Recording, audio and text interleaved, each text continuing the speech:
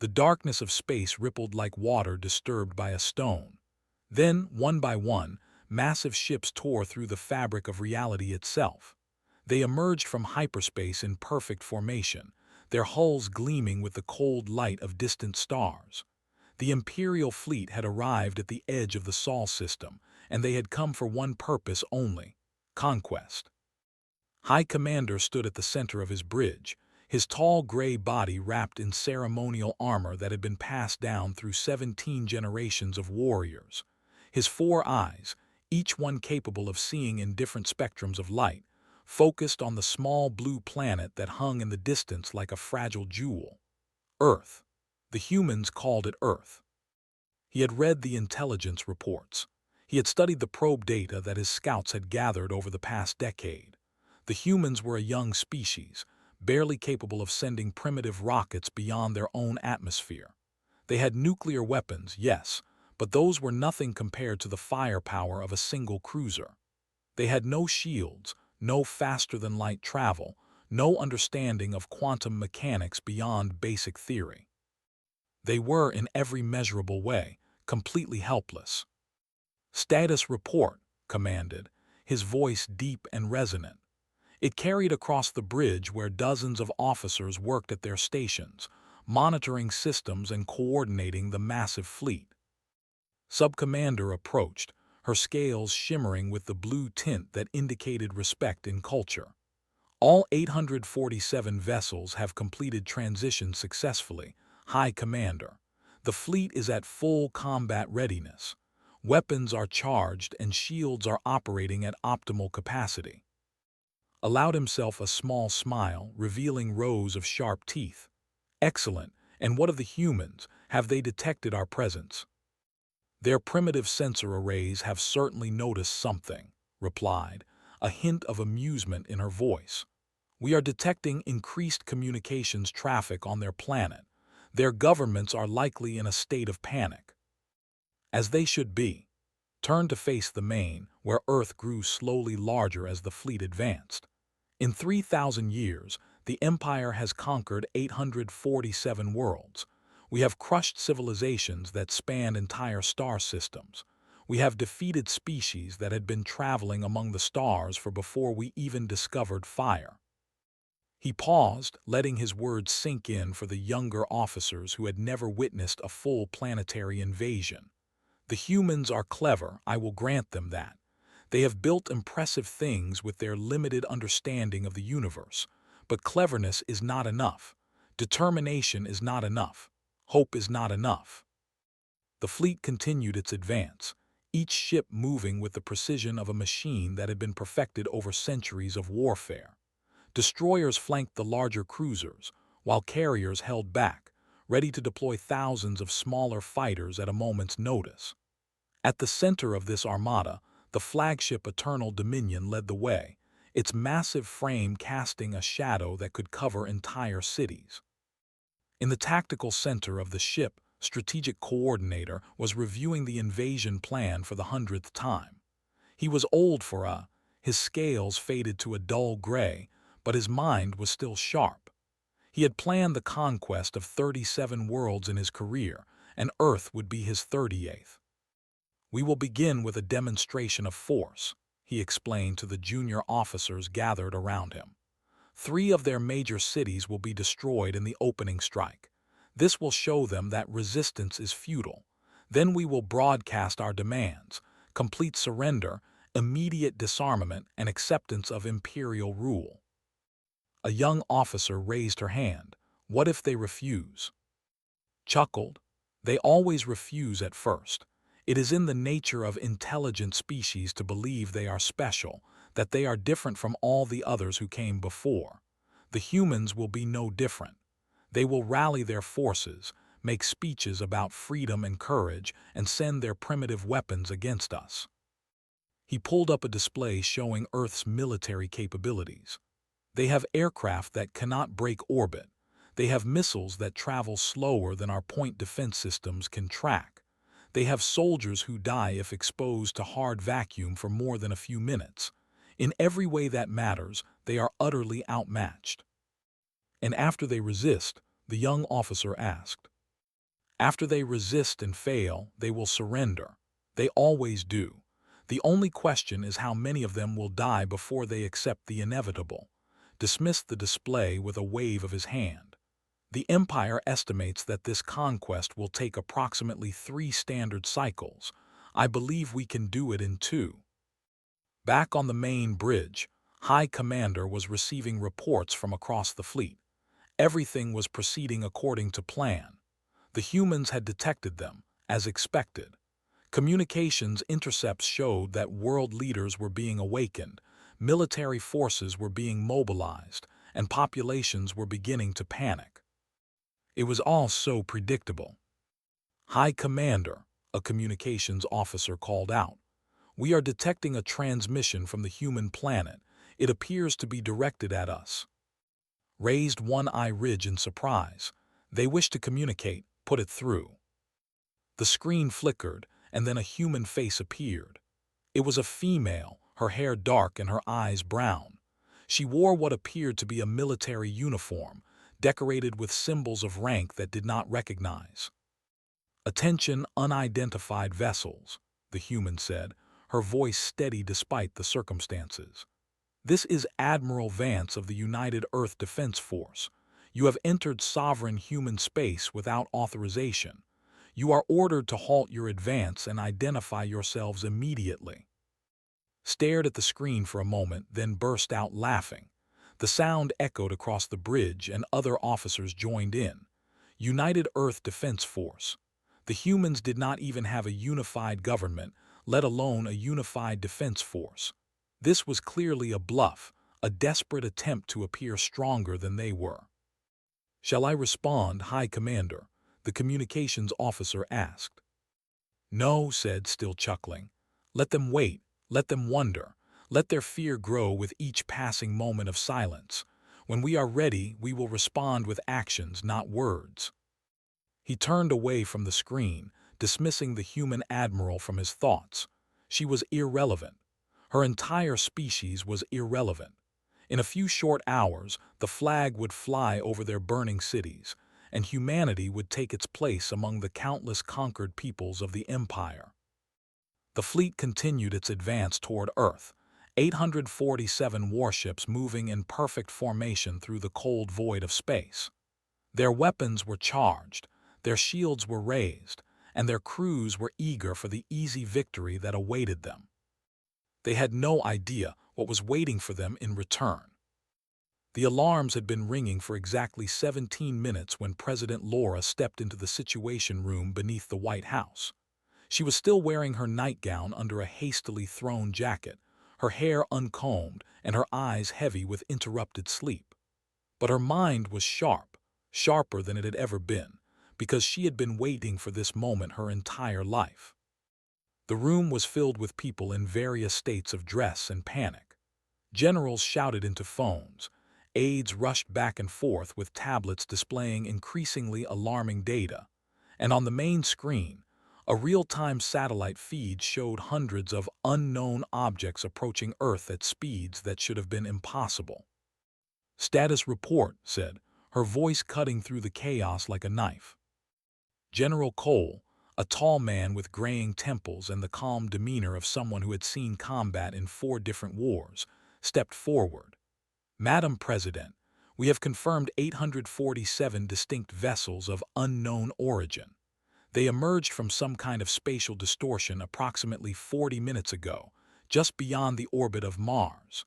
They are heading directly for Earth at a velocity of approximately 0.1 c. How long until they reach us? At their current speed, approximately 3 hours and 40 minutes. Nodded slowly, her face revealing nothing of the emotions churning inside her. Has SETI confirmed this is not natural? Yes, ma'am. These are definitely artificial constructs.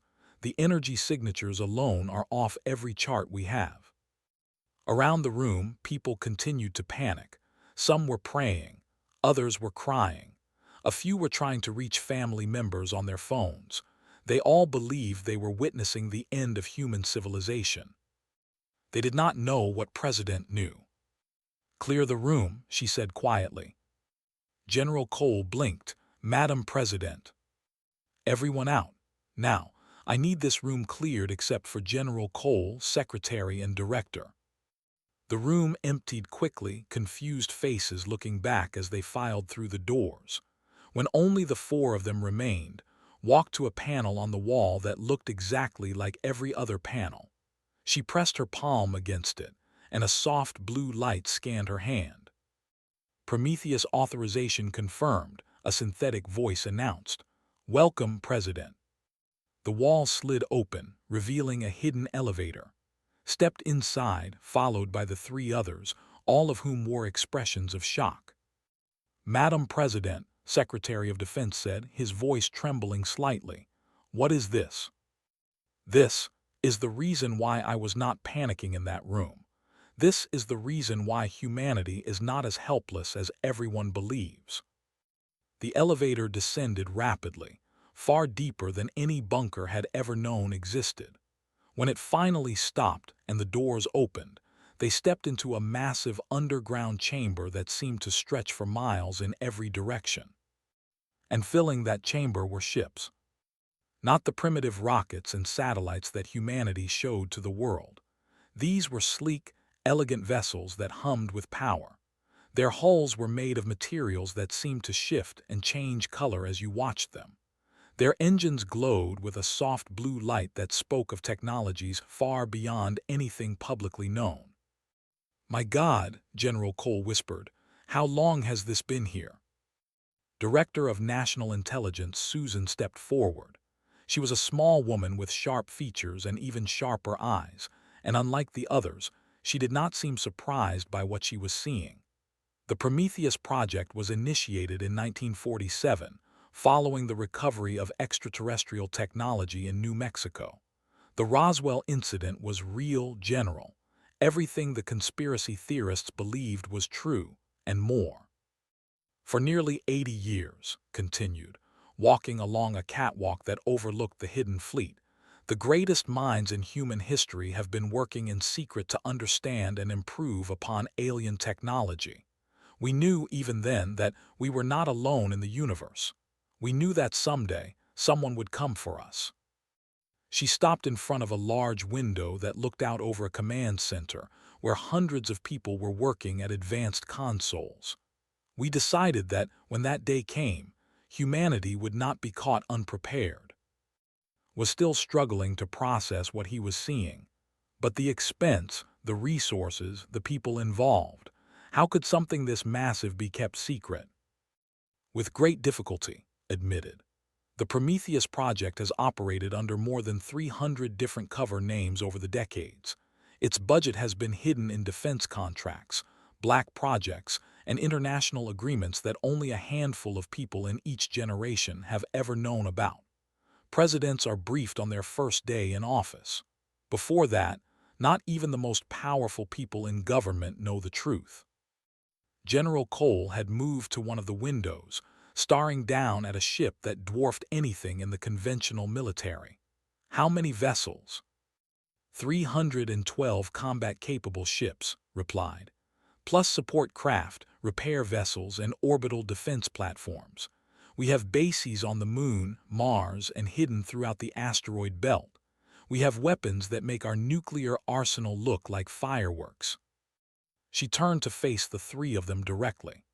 The aliens approaching Earth believe they are coming to conquer a primitive species that has barely learned to leave its own atmosphere.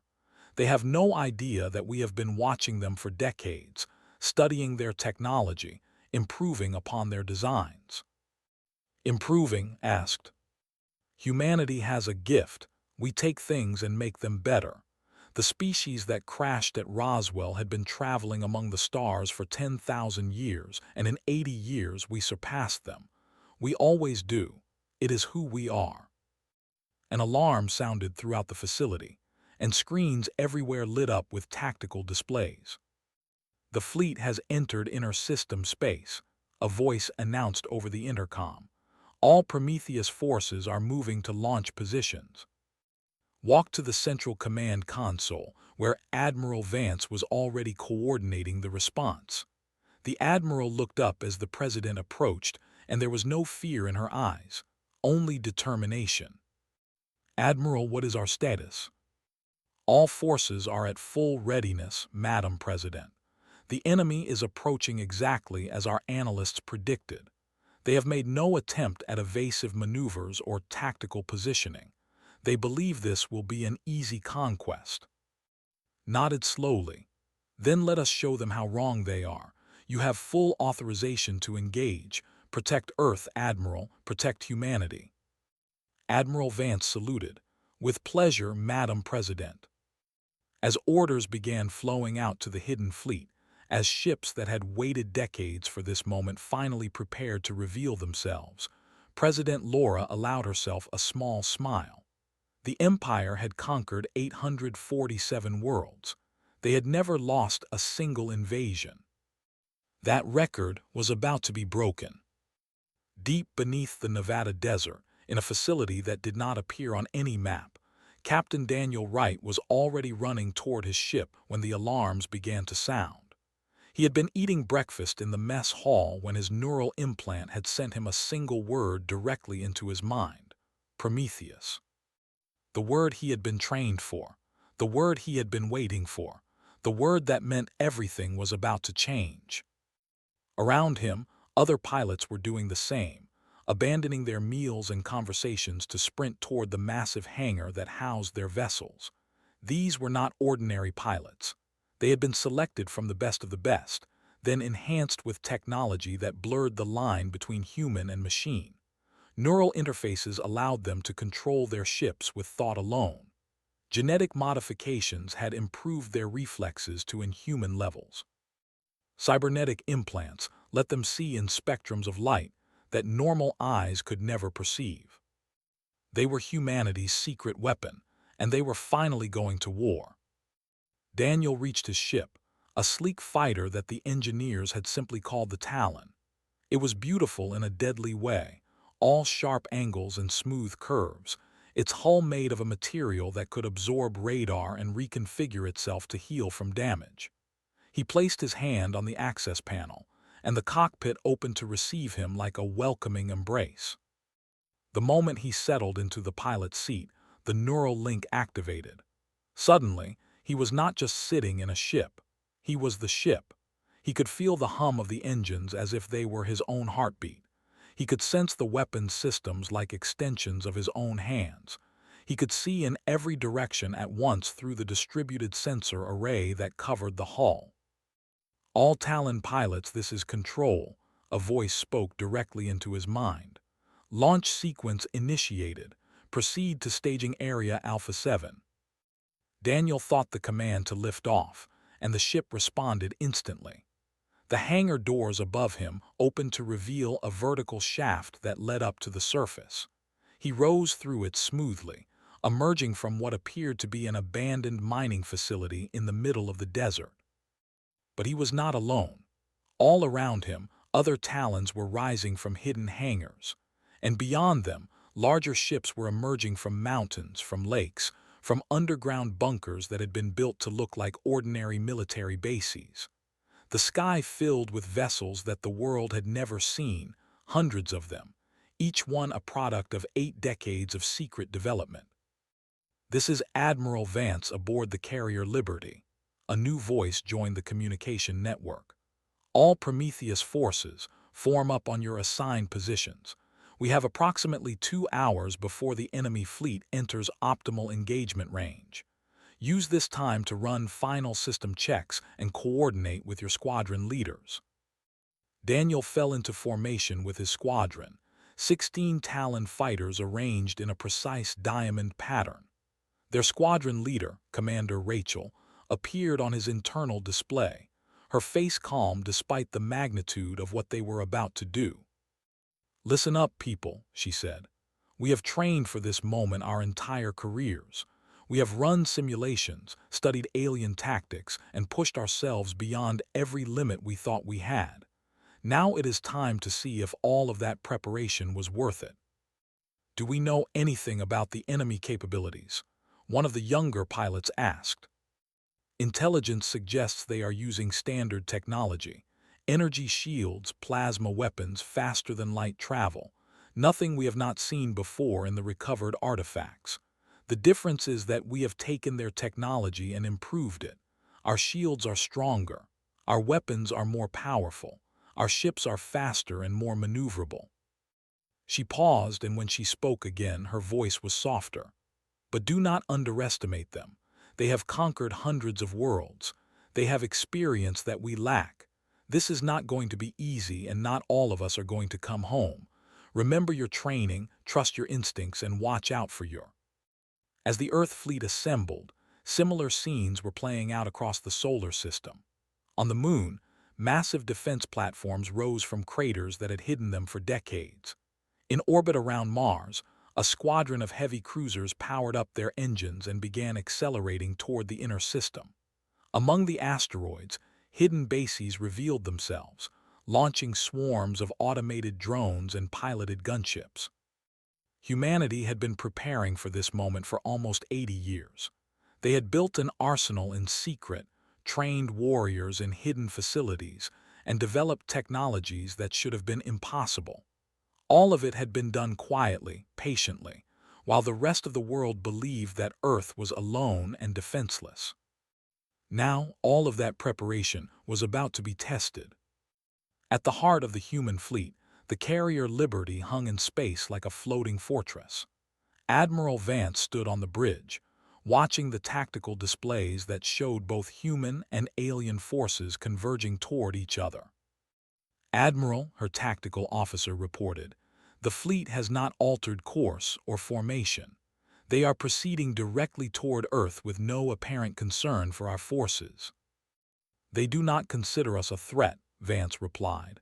"They see our ships and assume they are primitive constructs, easily destroyed. They have no idea what they are facing.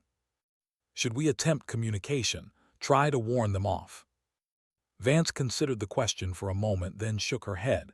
"They came here to conquer us. They plan to destroy our cities, enslave our people, and strip our planet of resources. There is nothing to negotiate. There is nothing to discuss." She straightened in her command chair. "They chose to come here. They chose to threaten everything we love. Now they will face the consequences of that choice." On his fighter, Daniel Wright watched as the alien fleet grew larger on his sensors. 847 ships against 312. The numbers were not in humanity's favor. But numbers were not everything. He thought about his parents, who had no idea what their son really did for a living. He thought about his sister, who believed he worked at a boring desk job in Washington. He thought about all the people on Earth who were waking up to the terrifying news of alien invasion, completely unaware that a force stood ready to defend them. "All squadrons, this is Admiral Vance." The Admiral's voice was steady, calm, and filled with an authority that came from absolute confidence. "The enemy approaches. They believe us weak. They believe us primitive. They believe that this world, our world, will be an easy conquest." Her voice hardened. "Let us show them how wrong they are. All forces prepare to engage." Daniel's hands tightened on his controls, not from fear, but from anticipation. He had spent his entire adult life preparing for this moment. Every simulation, every drill, every sleepless night studying alien tactics had led to this. The Empire was about to learn a lesson that no species in the galaxy had ever taught them. Humanity does not surrender. High Commander was the first to notice that something was wrong. His tactical display, which had been showing the primitive human fleet as a minor annoyance to be swatted aside, suddenly began updating with alarming new information. "What is this?" he demanded, leaning forward in his command chair. "Why are the enemy ship's signatures changing?" Sub-Commander rushed to his side, her scales flickering with the yellow tint of confusion and concern. "High Commander, our sensors are detecting energy readings from the human vessels that do not match our initial scans. Their power output is increasing dramatically." "By how much?" Paused, checking her instruments twice before answering. "By a factor of approximately 300, sir, and rising." Felt the first cold touch of doubt enter his mind. 300 times their initial readings would put the human ships in a category of power that rivaled vessels. That was impossible. They were a primitive species. They had no access to advanced technology. Unless they did. All ships, raise shields to maximum and prepare for potential resistance, ordered. This may be more interesting than we anticipated. Across the void of space, the two fleets closed on each other. The Armada maintained its perfect formation, confident in their numerical superiority and technological advantage. The human fleet spread into a more dispersed pattern, each ship taking a position that maximized their fields of fire while minimizing the chance of friendly fire. Admiral Vance watched the distance between the fleets shrink on her tactical display. Weapons range in 30 seconds. All ships, lock targets and prepare to fire on my command. Captain Daniel Wright tightened his mental grip on his fighter, feeling the weapon systems hum with barely contained energy. Through his neural link, he could sense his squadron mates, their emotions bleeding through the connection. Fear, yes, but also determination, excitement, and something else, something that burned bright in every human heart. Defiance. Weapons range achieved, the tactical officer reported. Fire, Vance commanded. The first volley from the human fleet was unlike anything they had ever witnessed. The Cascade Lance, humanity's most advanced weapon, fired beams of quantum-entangled particles that existed in two places at once, inside the target and outside. When the particles collapsed, they took everything between those 2 points with them. The cruiser at the front of the formation simply vanished. One moment it was there, a massive vessel bristling with weapons and carrying a crew of thousands. The next moment, it was scattered atoms spreading across 1,000,000 miles of vacuum. "What happened?" shouted, his voice cracking with something that might have been fear. "Report." "The crushing fist is gone, High Commander," replied, her own voice shaking. "No debris, no distress signal, no survivors, it just ceased to exist." Before could respond, 3 more of his ships vanished in identical fashion. Then 5 more. Then 10. The human weapons were firing faster than his sensors could track, each shot claiming another vessel with terrifying precision. Return fire. All ships return fire. The fleet unleashed its own weapons, plasma bolts and particle beams that had devastated countless civilizations. They streaked across space toward the human ships, certain to destroy anything they touched. The shots splashed harmlessly against human shields. "Impossible," whispered. "Our weapons cannot penetrate their defenses. How is this possible?" The answer was simple: human innovation. The shields that protected the human fleet were not copies of alien technology. They were improvements. Human scientists had taken the basic principles of energy deflection and refined them, enhanced them, perfected them. The resulting shields could withstand forces that would have crushed any vessel. Captain Daniel Wright dove his Talon fighter into the chaos, his neural link processing targeting data faster than any conscious thought. He twisted through enemy fire, his ship's adaptive hull shifting and reforming to deflect the occasional shot that made it through his shields. Through his enhanced senses, he could see opportunities that no normal pilot could have noticed. There, a gap in the enemy formation. 3 destroyers had moved to support a damaged cruiser, leaving their flanks exposed. Daniel thought the command, and his squadron followed without hesitation. 16 Talon fighters screamed through the opening, their weapons blazing. They were not targeting the ships themselves, but the shield generators that protected them. Human intelligence had studied technology for decades. They knew exactly where to hit. The shields on the 3 destroyers flickered and died. Before the crews could react, a volley from the human cruiser Steadfast tore through their unprotected hulls. 3 ships died in as many seconds. Across the battlefield, similar scenes played out again and again. Human fighters exploited gaps in the formation. Human cruisers fired weapons that ignored or overwhelmed enemy shields. Human carriers launched wave after wave of attack craft, each one piloted by enhanced soldiers who fought with precision that bordered on precognition. The fleet, which had never lost a single invasion in 3,000 years of conquest, was being destroyed in minutes. High Commander watched his empire's forces crumble with growing horror. Ships that had served for centuries were being reduced to debris. Warriors who had conquered dozens of worlds were dying without ever landing a meaningful blow against the enemy. The greatest military force in the galaxy was being systematically dismantled by a species that should not have been able to build a functioning starship. "High Commander, we have lost 400 ships," reported, her voice hollow with shock. "Our weapons are having minimal effect on enemy vessels. Their fighters are too fast for our targeting systems. We cannot win this battle." "Then we retreat," decided, his pride crumbling under the weight of reality.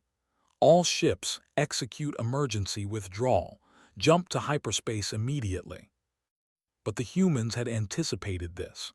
A wave of small missiles, each one carrying a hyperspace disruption device, spread across the battlefield.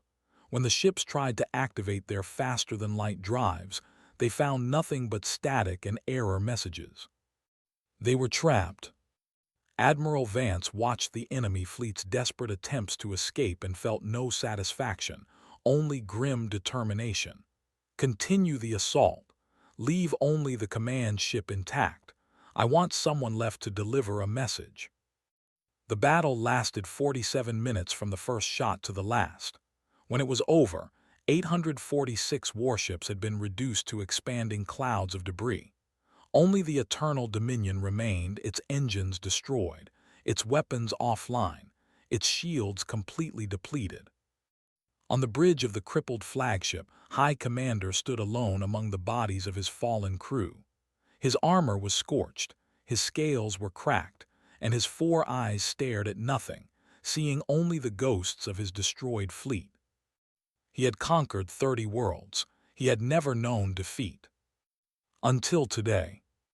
Through the shattered, he could see human ships approaching. They moved with casual confidence, like predators circling wounded prey. He had seen that kind of movement before, on 100 conquered worlds. But he had always been the predator. Now, for the first time in his long life, understood what it felt like to be prey. The Eternal Dominion drifted through space like a broken toy, its once-proud hull and twisted from the battle that had destroyed everything it protected. Emergency lights flickered in the corridors, casting red shadows over the bodies of crew members who would never return home. The mighty flagship of the invasion fleet had been reduced to a floating tomb. On the bridge, High Commander sat in his command chair and stared at the. Through the cracked display, he could see the human fleet surrounding his crippled vessel. They had stopped shooting. They were waiting. A communication request appeared on his console.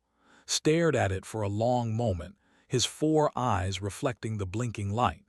He could refuse. He could activate the self-destruct sequence and take at least a few of the human ships with him in a final act of defiance. But no, his empire needed to know what had happened here. His people needed to understand the threat that humanity posed. Even in defeat, he had a duty to perform. He accepted the call. The face that appeared on his screen was the same human female who had warned them away from Earth just hours ago. Admiral Vance. She looked exactly the same as before, calm and controlled, as if the destruction of 846 warships was just another day at work. "High Commander," she said, her voice carrying clearly through the damaged speakers. "You came to our world with hostile intent. You planned to destroy our cities, murder our people, and claim our planet for your empire." "We are the," replied, his voice hoarse from screaming orders that no one had been alive to obey. "We have conquered 847 worlds. We are the greatest military power in the galaxy." "Were," Vance corrected. "You were the greatest military power in the galaxy. That changed about 47 minutes ago." Wanted to argue, to defend his empire's honor, but the words died in his throat. The wreckage of his fleet floated all around them, silent testament to the truth of her words. "How?" he asked instead. "How did you achieve this? Your species is young. You should not have had this technology for another 1,000 years." Vance allowed herself a small smile. "Would you like the honest answer, Commander? We cheated. 78 years ago, one of your allied species crashed a scout ship on our planet. We recovered the wreckage, studied it, and learned from it. Then we did what humans have always done best." "And what is that?" "We improved it. We took your technology and made it better, faster, stronger, more efficient. Your species has been traveling among the stars for 3,000 years, perfecting systems that work well enough. We have been doing it for less than a century, and we have already surpassed you." She leaned forward and saw something in her eyes that made his blood run cold. It was not hatred. It was not anger. It was something far worse. It was confidence. "You see, Commander, there is something about humanity that your intelligence reports clearly failed to capture. We are not like the other species you have conquered. We do not accept things as they are. We do not bow to tradition or precedent. When we encounter a problem, we solve it. When we face an obstacle, we overcome it. When someone tells us that something is impossible, we prove them wrong." She stood up from her chair and walked closer to the camera. "Your empire has spent 3,000 years perfecting the art of conquest. You have developed strategies and tactics that have never failed. You have grown comfortable in your superiority, confident that no species could ever challenge you." Her voice hardened. "That comfort has made you weak. That confidence has made you blind. You looked at humanity and saw prey. You should have seen a mirror." Did not understand the reference, but he understood the tone. This was not a species that would negotiate or plead or surrender. This was a species that had looked at the might of the Empire and decided to fight. And they had won. "What happens now?" asked. "Do you execute me, display my body as a trophy to your people?" Vance shook her head. "No, Commander, we are going to do something far more painful. We are going to let you go." "What?" "Your ship's emergency beacon is still functional. We have repaired your life support systems and given you enough fuel to reach the nearest outpost. You will go home, Commander. You will stand before your Emperor and explain how you lost 846 warships to a primitive species that you expected to conquer in a matter of hours." She smiled, and there was no warmth in it. "You will tell them exactly what happened here today. You will describe our weapons, our tactics, our capabilities. You will make them understand that Earth is not a world to be conquered. It is a world that conquers." Felt his heart sink. Death in battle would have been honorable. This was something else entirely. He would return to his empire as the commander who had suffered the greatest defeat in history. His name would become a symbol of failure, a warning spoken in hushed tones. "And if they send another fleet?" he asked. "If they send 10 fleets, 100? "Then we will destroy those as well," Vance replied simply. "But I hope they do not. I hope they hear your warning and stay away. Because if they force us to come to them, Commander, we will not stop at defending our home. We will take the fight to their doorstep. We will show them what humanity can do when we stop hiding and start expanding." She paused, letting her words sink in. "We have been watching the stars for a long time, Commander, learning, growing, preparing. Your invasion fleet was the first test of our capabilities, and we passed with flying colors. Now we know that we are ready." "Ready for what?" Admiral Vance smiled, and in that smile saw the future of the galaxy. "Ready to take our place among the stars. Ready to meet the other civilizations that share this universe with us. Ready to show them all what a young, hungry, ambitious species can accomplish when given the chance." She turned away from the camera, then paused and looked back over her shoulder. "One more thing, Commander. When you deliver your report to the Emperor, make sure to include a personal message from me. Tell him that Earth is closed for conquest. Tell him that any ship that approaches our system with hostile intent will be destroyed without warning. Tell him that the age of easy victories is over." Her eyes burned with determination. Tell him that humanity is awake, and we are not going back to sleep. The communication ended, and was left alone on his ruined bridge. He watched as the human fleet parted to let his crippled vessel through. They were truly letting him go. The shame of it burned worse than any weapon. He activated the emergency beacon and began the long journey home. Behind him, Earth hung in space, a small blue marble that looked so fragile and insignificant, but knew the truth now. That tiny world was home to a species unlike any other in the galaxy. A species that refused to lose. As the Eternal Dominion limped away from the Sol system, Captain Daniel Wright watched from the cockpit of his Talon fighter. The battle was over, the enemy was retreating, and Earth was safe. For now, he knew this was only the beginning. The Empire would not accept this defeat easily. They would regroup, study what had happened, and eventually return with a larger force. The galaxy would learn of humanity's capabilities, and some civilizations would see them as a threat. But that was a problem for tomorrow. Today, they had done the impossible. They had defended their home against overwhelming odds. They had proven that humanity was not a species to be underestimated. Commander Rachel's voice came through the neural link. All squadrons return to base. We have won the day. Won the day. Such simple words for such an extraordinary achievement. Daniel turned his fighter toward Earth, toward home, and allowed himself a moment of pride. The stars had always seemed so distant, so unreachable. But today, humanity had reached out and touched them. Today, they had announced their presence to the universe in a way that could never be ignored. Today was the first day of a new era. And whatever came next, humanity would face it together as they always had. With courage, determination, and the unshakable belief that no challenge was too great, no enemy too powerful, no obstacle too overwhelming. Because that was what it meant to be human. And now, the galaxy would learn that lesson too.